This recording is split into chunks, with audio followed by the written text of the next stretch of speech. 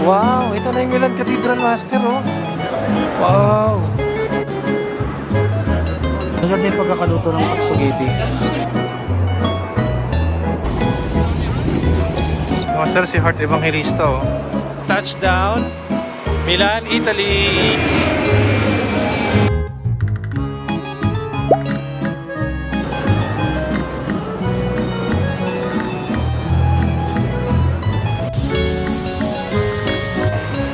Yo mga master, good morning, touchdown, Milan, Italy. Andito na tayo ngayon sa Milan, Italy mga master. Actually, hindi tayo nakapag-vlog kasi sobrang hirap mag-transpo, no? Nakailang palit tayo ng train, siguro 3. Mula sa Interlaken, nakatatlo tayong palit ng train. So, ang hirap din ng luggage natin dalhin, alam nyo naman, di ba? So, hindi tayo nakapag-vlog, pasensya na. Pero ang mahalaga, nandito na tayo sa Italy. Di ba, Lloyds? Yes. Alam mo sa'yo. Akala ko magpa-participate ka na sa vlog. So mayayain pa din. So dito sa Italy ay maaraw, master.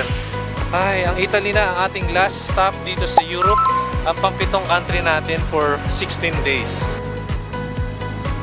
So yung ano nga pala yung train, pag galing kayong Switzerland, ang train na sinakyan namin is from Interlaken West. Kasi dun yung hotel natin. So Interlaken West tayo. Sumakay tayo ng train papuntang Spiez. Tapos sa Spiez naman to Brig. Sa pangalawang train na yun. Tapos from Brig to Milan. So pangatlo. 3 beses tayo nag-train today. First impression natin sa Milan is parang ma-olden siya. Parang tahimik. Parang Armenia. Diba? Pero yung transition ng Lloyds, nung Switzerland to Italy, nung lumagpas na tayo ng border, tapos Italy na, maganda rin, no? May nadaanan din tayong lake na maganda, na parang siyang Villaggio. Although hindi pa tayo napunta ng Villaggio. Tapos parang parang biglang nag-transition yung mga bahay ng from wooden, na alam nyo sa Switzerland di ba yung mga bahay, mga wooden. Biglang nag-iba, biglang sa suddenly, iba na agad yung mga bahay. Yung bubong niya parang ganun-ganun, hindi siya wood na eh. Parang yung tawag dun sa ganung bubong, yung ganun-ganun, mamabibidyoan ko, master. Pakita ko sa inyo. Suddenly biglang naging ganun siya. So mapipil mo na vibes na nasa ibang bansa na talaga ako. Nasa kabilang bansa na ako. So magmamakdo muna kami ni Aloy. At parang walang upuan. More seats daw dun. So master, ito. Nabayad tayo 4.95 euro lang. Ang galing. So ang bumorder tayo ng double cheeseburger. Ito na yung receipt, lalabas sa machine. So double cheeseburger, isang coke, tsaka isang regular price, 4.95 euro. Ang mura. Grabe, 0126. So wait na lang tayo dito ng 0126. Pinakausap kami, master, ng mga tao dito. In-Italian kami. Mukha ba kami Italian? Kasi yung washroom sarado, kami tinatanong paano pumasok. Malay ba namin? Yung pala, wala sa receipt yung code ng gate. Ayan yung gate, oh. Para makapasok ka ng washroom. Yung pala may kukunin ka pang code dun sa cashier. Doon mo siya kukunin. I-scan mo dun bago ka makapasok. Ngayon, may lumapit sa amin. Hinihiram yung receipt. Ini-scan niya. Hindi naman to. Tapos kinakausap niya kami Italian. Hindi namin siya maintindihan. Sabi namin, bahala ka dyan. Nung gawin mo gusto mong gawin dyan sa gate. Tapos master, iniwan pala namin yung mga luggage namin since na nandito pa tayo sa pinaka-city. Which is yung hotel natin na malapit sa airport. So, nasa city. Hindi tayo sa city ngayon, iniwan namin yung luggage doon. So, hindi namin alam kung magkano yung bayad doon for 4 hours. Pero alam mo, anong oras tayo iwan? 10:30 ng umaga, 11:12. So, 2:30 o kaya 2 o'clock kunin na natin yung luggage. So, baka 6 euro isang malaking bag ko. Depende, check natin kung magkano. Kasi mahirap, mabigat, mahirap mag-gara ng Europe nang may dala kang luggage. Hindi mo ma-enjoy. Lalo na yung daan, bako-bako. Pansin natin dito sa area na to, parang ang modern, no? Tignan yung mga building, master. Ayun, no? Parang may itsura mga tao dito, mga gopings, ah. At saka kanina sa metro, dami ring magaganda. Parang dumikit sa kanila, eh. Malalaman agad kung sino yung madumi. So huwag tayong didikit sa kanila, master. Masarap dito sa Milan yung mga pasta nila. Sa buong Italy actually, kilala sila sa pagiging sila ba nag-invento ng mga pasta at saka ng mga pizza lords? Diba parang Italy? Sila yung famous sa ganito eh. So, wala kumakain siya. O, pati yung mga kalapati kumakain ng pasta, master. Ayun, pasta to. Ayan. Spaghetti pasta. Kinakain ng mga kalapati. Diba? Ang lupit. Iba talaga dito sa Italy. Ang pasta capital ng buong mundo. Tignan nyo, master, mga sulat-sulat. Ayan. Actually, legal yan dito sa kanila. Pero ito yung pinaka sa lahat ng nakita kong mga graffiti. Ito yung pinakamalupit. Hawig sa Pinas. Hawig na hawig sa Pinas. Ayun yung mga sinusulat ko dati sa pader, sa CR ng school. Baka nanonood sa akin yung teacher ko nung high school tsaka nung elementary. Sabi niya, ikaw pala yung nagsusulat dun sa mga CR kaya pala ang daming vandalism. Alam, master, gumaganda na rito. Very European design na dito sa area na to. At parang dumadami na rin yung tao dito sa area na to. Ang ganda oh. Okay, so parang nakikita na natin ang totoong Milan. Ay, ang ganda dito, master oh. Tignan nyo oh. Wow. Naalala ko yung sa Belgium. Sa Brussels may ganito rin sila, pero dito parang mas engrande. Tingnan nyo, master oh. Wow. May ganito rin naman sa Dubai, yung sa Mall of Emirates. Diba? Master, ito ang fun facts dito sa lugar na to. Ito daw ang oldest shopping center sa buong mundo. Imagine nyo na lang, diba? Ang tawag dito sa center na to is Galleria Emanuel Vittorio II. Tagal na siguro nito. Pero sobrang ganda, no? Nakaka-amaze na kapunta tayo dito.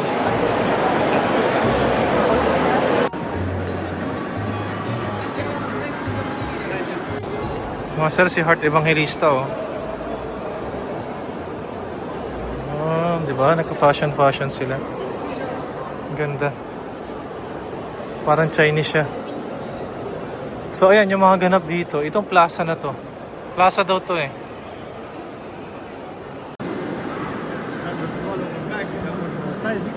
Alam ko dito yung ano eh, yung iikot ka, yung ano mo yung paa mo, tapos iikot ka. Ito ba yun? Ito. Tignan niyo si ate niyo.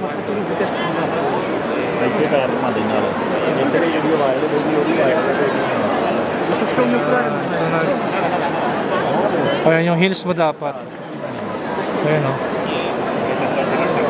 Tignan natin, master, ha. Ayan. Ganyan ka na 3 times.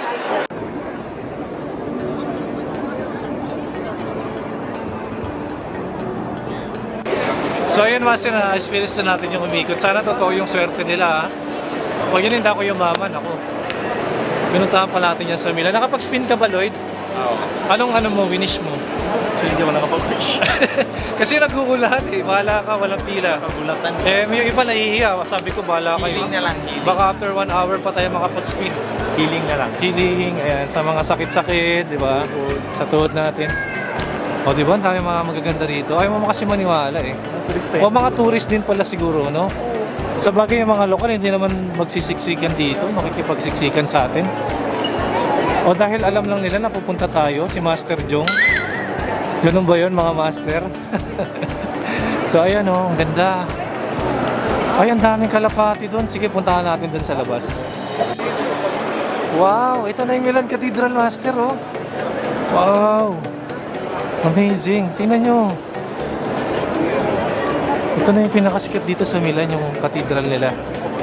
Wow. Welcome to Milan, master.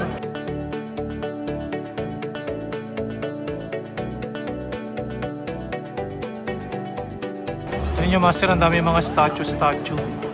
Yung mga ano nila. Yung mga wall. May mga design. May pagka-same siya ng design sa ano, no? Sa Germany. Yan yung mga ibon, mga master, oh. Ang daming ibon.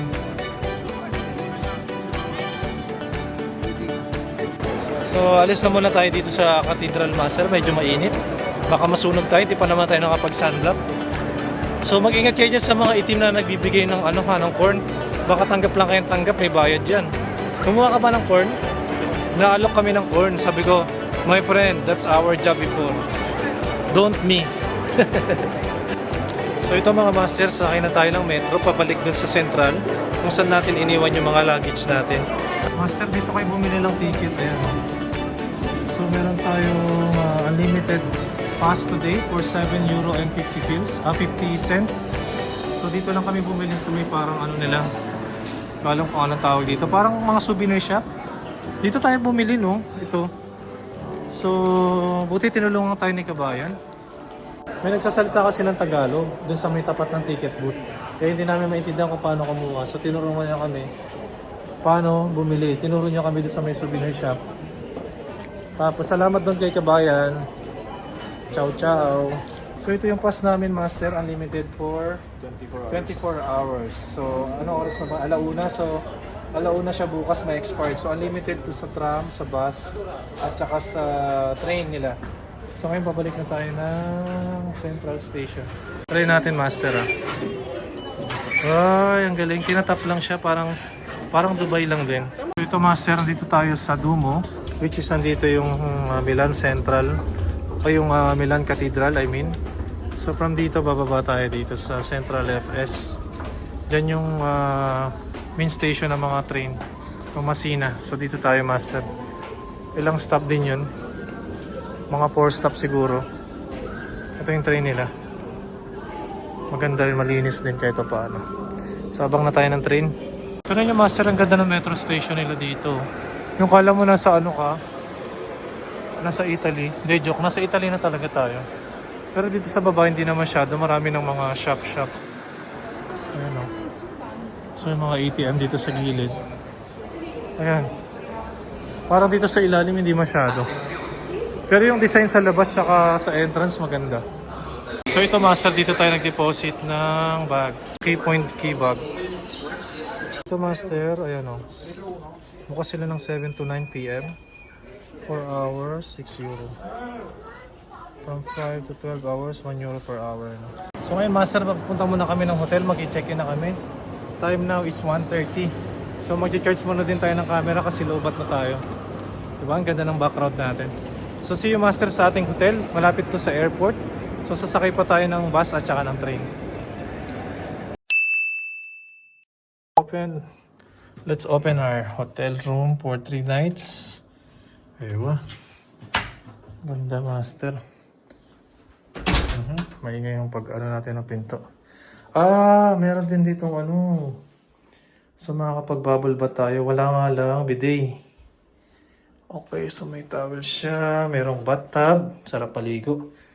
Maganda naman yung hotel natin kahit napakalayo, master. Pero, ayan, ang ganda. Ang ganda. Malawak siya. May pasopa. May malaking TV. Diba, pwede pala tayo tumambay dito. Pag malalabas pa ba tayo? Tapos dito sa labas, check natin. Malamig naman sa room kahit wala daw AC. Sabi ni kuya mo. Tapos ito yung view natin. Parang malapit lang kasi ito sa airport, master. So actually maganda yung room natin. Ano natin kung medyo mahal lang siya at pricey pero okay na rin. Maganda naman yung hotel. So ito ang ating maging hotel for 3 nights and 4 days.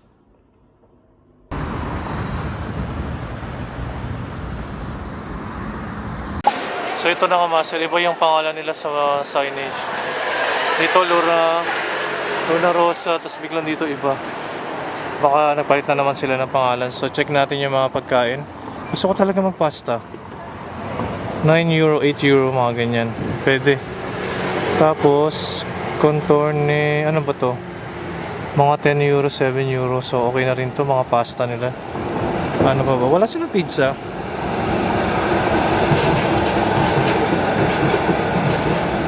Check na natin, master, sa loob. So, order kami ng isang pizza, isang carbonara, isang spaghetti, tsaka isang beer. So, tingnan natin, mga master, finally makakain na tayo ng maayos. Ay, gutom na ako talaga. So, let's wait, master, for our food. So, master, ang bilis ng service nila. Wala pang 10 minutes. Nandito na yung pagkain. So, inisip natin, Pag pizza, pasta, matagal yan sa Greenwich, di ba? Matagal. Pero andito na yung pagkain, master. Tingnan nyo. Ito yung order nating mozzarella with ham. Manipis lang yung pizza nila. Hindi siya makapal. Pero ganito ata yung totoong pizza, di ba? Meron tayong carbonara na excited na akong kainin. Pwede natin lagyan ng cheese on the top. Ang daming cheese, oh. Tingnan nyo. Isang bote yung binigay sa amin. Meron ding pa-bread. Masarap yung bread dito sa Europe talaga. Tapos meron tayong beer. Natikman natin yung beer ng Germany, ng Czech Republic. Try naman natin dito. At meron pa tayong spaghetti. Hintayin natin yung spaghetti master. So na yung spaghetti, pasta. Thank you so much. Bon appetit. Yung pizza nila master, tayo maghahati. So hinati ko na siya. Hindi siya nakaslice ng sila nag-slice. So tikman natin ang kanilang spaghetti. Wait, sagyan mo pa nito. Titiman ko muna ng wala. Tikman muna natin daw ng walang ganun ang ganda ng servings ng spaghetti. Parang good for two to. Good for two to. Ang dami nila magbigay. Ano like lasa? Matabang? Sabi mo masarap dito. Tingnan ko. Ito naman yung spaghetti nila. Pure tomato sauce lang siya. Purong tomato.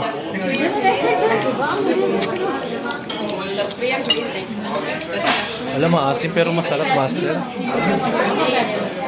Masarap ng pasta nila. Talagang ano, maganda yung pagkakaluto ng spaghetti. Pero din gusto kong klase ng spaghetti. So, lagyan natin ng cheese. Since na mahilig naman tayo sa cheese talaga. Pwede natin yung may cheese.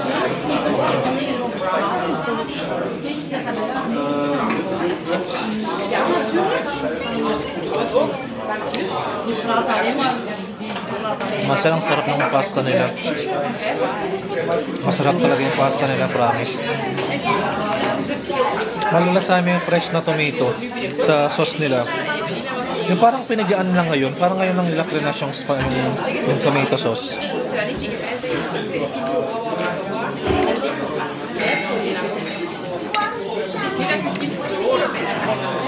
Masarap talaga. Tapos yung pizza, tikman natin. Medyo malambot yung crust.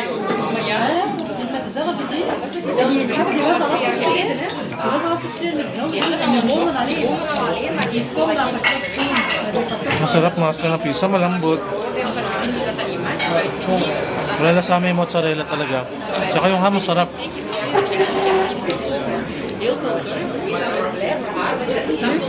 Masarap master. Masarap na pizza. Miso yung pizza, sarap. Ang lambot ng crust.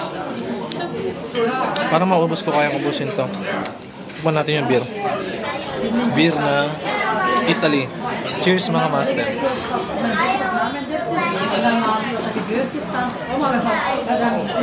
Yung beer nila parang nating special. Parang same lang din ng beer natin. So master, kakain muna kami ha. Focus muna tayo sa kain kasi gutom na tayo. Let's eat mga master. Cheers!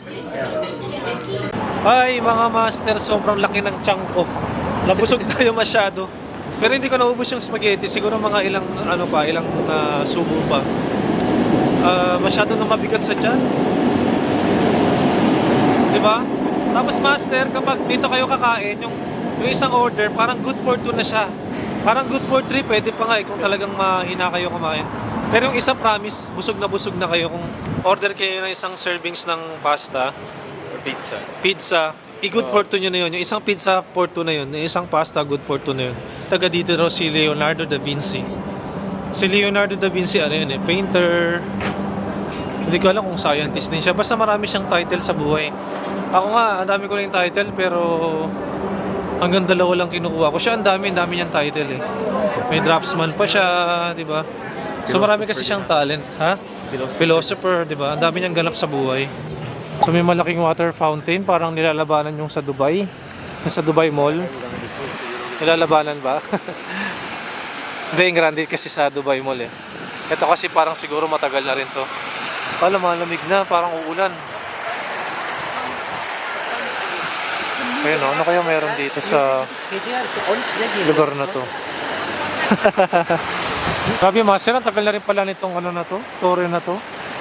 Yung main square entrance, ang tawag talaga dyan, Torre del Villarete. Tapos ginawa siya noong 1455 pa, ang tagal no? 1455, nasan pa tayo nun? Wala pa tayo sa mundo. Kahit ating lolo ko wala pa. 1455, imagine niyo. So ilang years na siya ha? Master, ayan siya. Ano ba to? Parang santo. Ito yung mga design niya, ang ganda oh. Ano kaya itong design na to? Dragon na kumain ng tao. Ito ba yan? So dito pa sa taas merong clock. So ang time now is 8:23. Ano pa sa pinakatuktok yung bell niya. Diba? Ang ganda. Ito parang ang luma na nga. May panahon pa ng mga Kastila. O parang mas matagal pa nga ito sa panahon ng mga Kastila. Eh, kasi 1400s eh. Ay, ang galing ng McDo. Tinan mo nasa ano siya, nasa yung McDonald's nung ano 1900s. Andun siya. Ang ganda, tingnan niyo master oh. Talagang mahilig sila sa mga ano no, sa mga statue itong Italy. Actually, yung Roman Catholic parang dito nga ata nag-originate yan eh. Diba? Ayan oh. Itong building ito parang sobrang luma na rin. Ano kaya dati to? Tignan mo yung mga bubong master, yung ceiling ay yung mga ceiling niya. Diba?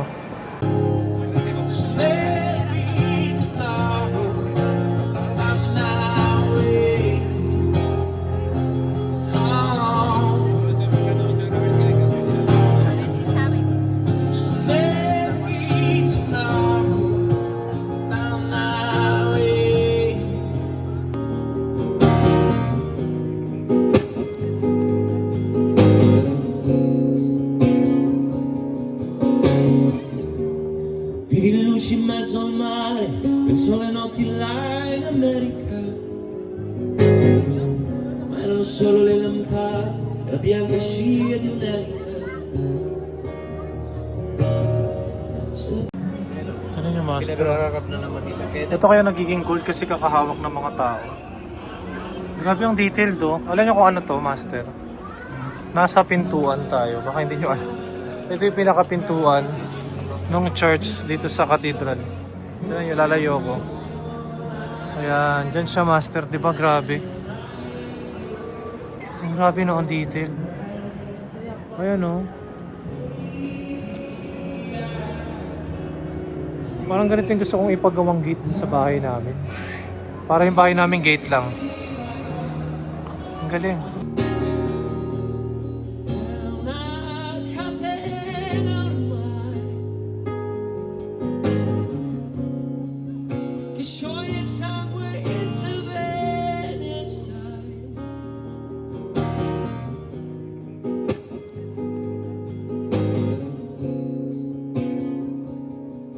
So ayan muna mga master, maraming salamat sa inyong panonood. Kung hindi ka pa nakasubscribe sa aking channel, please subscribe para tuloy-tuloy ang ating biyahe dito sa Europe at syempre sa buong mundo. Maraming salamat mga master! Tinapay niya masarap na matigas. Sir Gelato dito sa Italy. Ang galing, nakakatawa.